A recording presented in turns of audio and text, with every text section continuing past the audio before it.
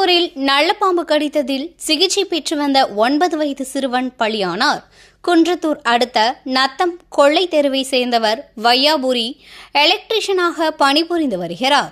இவரது மகன் அபிஷேக் குன்றத்தூரில் உள்ள அரசு பள்ளியில் 4ஆம் வகுப்பு படித்து வந்தார்.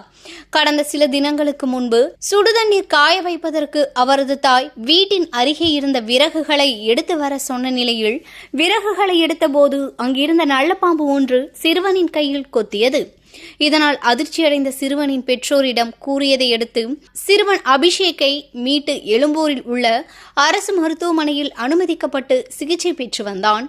தொடர்ந்து சிகிச்சை பெற்று வந்த சிறுவன் சிகிச்சை பலனின்றி பரிதாபமாக இறந்து போனார்.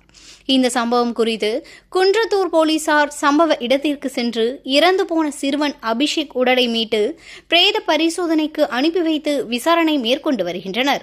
வீட்டின் அருகே நல்லபாம்பு கொத்தியதில் சிறுவன் இறந்து போன சம்பவம் சோகத்தை ஏற்படுத்தியுள்ளது.